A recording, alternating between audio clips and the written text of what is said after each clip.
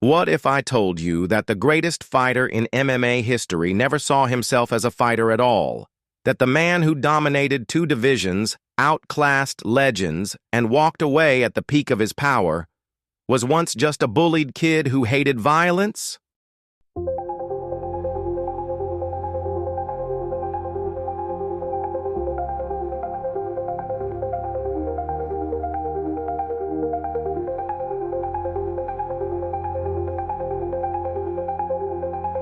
The rise of a reluctant warrior. Before the sold-out arenas, before the championship belts, Georges St-Pierre was a quiet, undersized kid in Saint-Isidore, Quebec. He wasn't the biggest, the strongest, or the meanest. In fact, he despised fighting. But life had other plans. Bullies tormented him daily, stealing his lunch, humiliating him in front of classmates. One day, something inside him snapped. Instead of anger, he felt something else. A hunger. Not for revenge, but for strength. Karate became his refuge, discipline his weapon. By 16, he had black belts. By 21, he was already fighting professionally. But the world didn't know his name. Yet. Then came his first title shot. The UFC welterweight belt was within reach, but fate had a cruel twist in store. How does a future GOAT handle the biggest failure of his career? The Fall and the Redemption. April 16th, 2005. A young GSP stepped into the octagon against Matt Hughes, a battle-hardened champion with an aura of invincibility. The first round was brutal. Then, in the final seconds, snap. GSP tapped to an armbar. His dream crushed.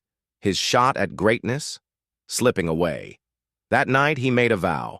I will never let this happen again. And he didn't. He rebuilt himself. He trained harder, studied every weakness, sharpened every skill. The rematch came in 2006, and this time there was no mistake. GSP dominated Hughes, finishing him with knees and punches. But true legends don't just win, they reign.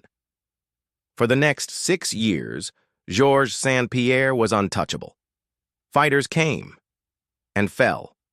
Koscheck, Fitch, Shields, Condit. His precision, his fight IQ, his dominance was unmatched. But then, something changed.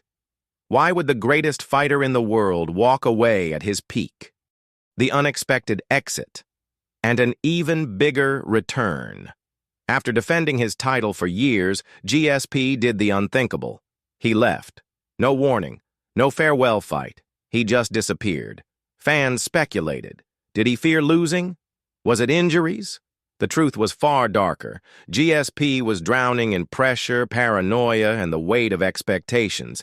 He wasn't just fighting opponents, he was battling himself. 4 years passed. The world moved on. A new champion reigned at welterweight.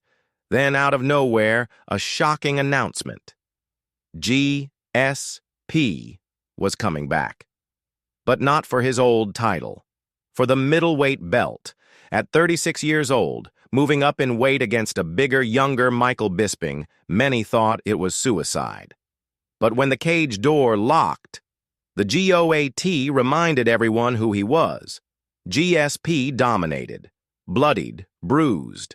And then he finished Bisping with a vicious rear naked choke, 2 divisions, 2 belts, the final stamp on an already legendary career.